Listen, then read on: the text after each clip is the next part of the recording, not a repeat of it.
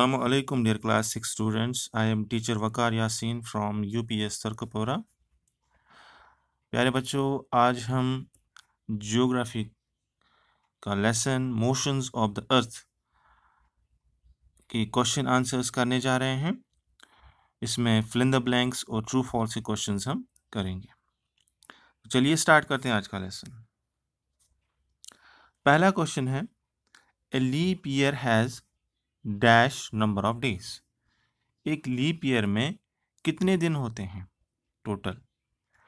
जैसे नॉर्मल जो ईयर होता है वो 365 डेज का होता है और हर 4 साल के बाद एक दिन ऐड हो जाता है, हर 4 साल के बाद। तो लीप ईयर जो है इसमें एक दिन ऐड हो जाने से ये 366 डेज का होता है। तो हम यहाँ पर आंसर लिख देते हैं, a leap year has dash number of days, that is 366 number of days. तो इसका ये आंसर है। Question number 2, the spinning moment of the earth on its axis is called. जो स्पिनिंग मोमेंट है अर्थ की अपनी एक्सिस पे ज़मीन जो मूवमेंट करती है, चक्कर लगाती है, इसको हम क्या कहते हैं? तो इस सवाल का जो जवाब है वो आप ज़रा सोचने की कोशिश कीजिए और कोशिश कीजिए कि इसका जवाब क्या है। इसका जवाब है rotation, ROTATION।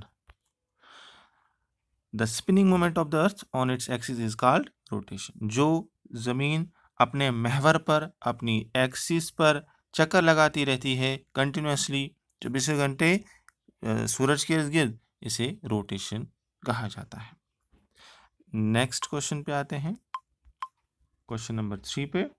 The earth's axis is tilted by an angle of dash from the vertical line और परपेंडिकुलर लाइन। तो जो अर्थ की एक्सिस है वो कितना टिल्टेड है, यानी ऐसे जो टिल्ट होती है, थोड़ी मुड़ी हुई होती है, हाँ, तो टेढ़ी लाइन की तरह ये इसकी एक्सिस जो है थोड़ी इस तरह से टिल्टेड है। और लेकिन ये कितने एंगल से अर्थ का जो एक्सिस है टिल्टेड है? ठीक है, तो इसका आंसर ज़रा आप देने की कोशिश करें। तो इसका आंसर है 23.5 डिग्री। तो अर्थ का जो एक्सिस है वो कितने एंगल से टिल्टेड है? 23.5 डिग्री से ये टिल्टेड है, वर्टिकल लाइन से या परपेंडिकुलर लाइन से। नेक्स्ट क्वेश्चन पे आते हैं अब, question number 4। On dash the northern hemisphere is tilted towards the sun. किस दिन नॉर्दर्न हेमिस्फीयर टिल्टेड होता है सूरज की तरफ, यानी इसका जो फेस होता है नॉर्दर्न हेमिस्फीयर का वो बिल्कुल सूरज की तरफ आ जाता है। और यहाँ पर दिन जो है on dash the northern hemisphere is tilted towards the sun, और यहाँ पर दिन आ जाता है, यानी दिन की शुरुआत यहाँ पर होती है। तो ये किस डेट पे होता है, हमें डेट बताना है। ज़रा कोशिश करें आप प्यारे बच्चों इस क्वेश्चन का आंसर देने की। शाबाश। तो इसका आंसर जो है दैट इज 21 जून। 21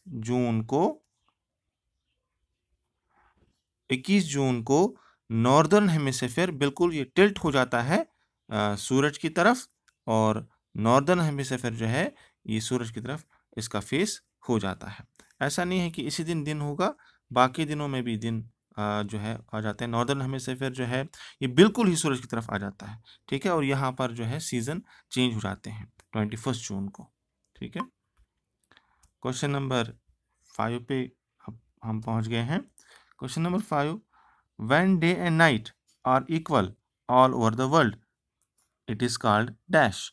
तो जिस दिन दिन और रात पूरी दुनिया में इक्वल हो जाते हैं, यानी दिन भी इतने ही टाइम ड्यूरेशन का होता है और रात भी, तो इस फेनोमेनन को, इस फीचर को क्या कहते हैं? इसको हम इक्विनॉक्स कहते हैं। EQUINOX,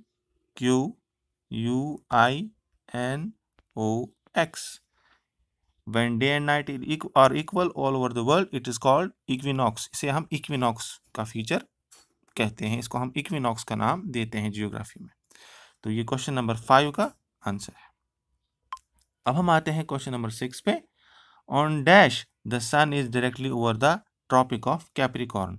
किस डेट पे, किस दिन सन जो है, सूरज जो है, ये बिल्कुल ट्रॉपिक ऑफ कैप्रिकॉर्न पर जो है ये आ जाता है, सूरज की किरणें जो है वो पड़ जाती हैं ट्रॉपिक ऑफ कैप्रिकॉर्न पे। तो इसका आंसर बताइए, कोशिश कीजिए। इसका आंसर क्या है? ये किस डेट पे होता है? सन डायरेक्टली आ जाता है ट्रॉपिक ऑफ कैप्रिकॉर्न पे, इसके डायरेक्टली जो रोशनी है, किरणें हैं, वो पड़ती हैं। तो इसका आंसर है 21 दिसंबर। 21 दिसंबर। नेक्स्ट, अब जो सेकंड क्वेश्चन जो हैं वो ट्रू फॉल्स क्वेश्चंस हैं।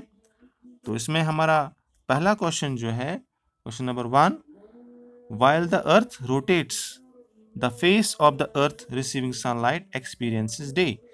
तो जब अर्थ रोटेट करती है, जो अर्थ का फेस होता है वो रिसीव करता है सनलाइट। यानी अर्थ जब रोटेट चक्कर लगाती है तो जो हिस्सा जमीन का सूरज की तरफ आ जाता है, यहाँ पर सूरज की तरफ जो जमीन का हिस्सा आ जाएगा वहां पर दिन होगा। बताइए ट्रू है कि फॉल्स है? This is exactly, this is totally true statement. तो ये सही स्टेटमेंट है, सही क्वेश्चन है। ठीक है, सही आंसर है। नेक्स्ट क्वेश्चन पे आ जाते हैं। On 21 of March it is spring season in northern hemisphere and autumn season in southern hemisphere। 21 मार्च को स्प्रिंग सीजन आ जाता है नॉर्दर्न हेमिस्फीयर में, और ऑटम सीजन यानी मौसम खिजा आता है साउदर्न हेमिस्फीयर में। तो ये भी बिल्कुल सही स्टेटमेंट है, ट्रू स्टेटमेंट है। अब हम क्वेश्चन नंबर 3 पर आ जाते हैं। वाइल रिवॉल्विंग, क्वेश्चन नंबर 3 पे आते हैं। While revolving around the sun the earth comes into 2 critical positions. जब चक्कर लगाती रहती है जमीन सूरज के इर्द गिर्द, तो ये 2 क्रिटिकल पोजीशंस में आती है। क्या ये सही स्टेटमेंट है या रॉन्ग स्टेटमेंट है? बताइए।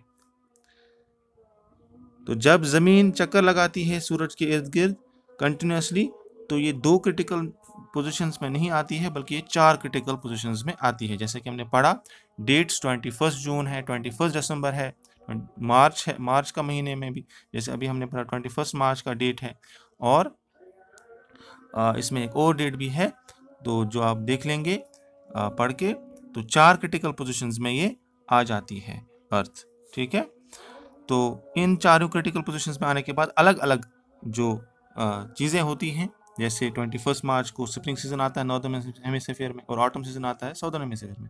इसी तरह से 21 दिसंबर को कैप्रिकॉर्न पे, ट्रॉपिक ऑफ कैप्रिकॉर्न पे डायरेक्टली सनलाइट पड़ती है। तो ये कुछ अलग अलग क्रिटिकल पोजीशंस में आ जाती है, और ये 4 क्रिटिकल पोजीशन में आती है। तो ये फॉल्स स्टेटमेंट है, ये 2 ही ये क्रिटिकल पोजीशन में अर्थ नहीं आती है। तो ठीक है, ये 4 क्रिटिकल पोजीशन में आ जाती है, फेजेस में आ जाती है। तो ये था आज का हमारा क्वेश्चन आंसर का सेशन इस लेसन का। नेक्स्ट वीडियो लेक्चर में हम नेक्स्ट टॉपिक के साथ मिलेंगे। अल्लाह हाफिज़।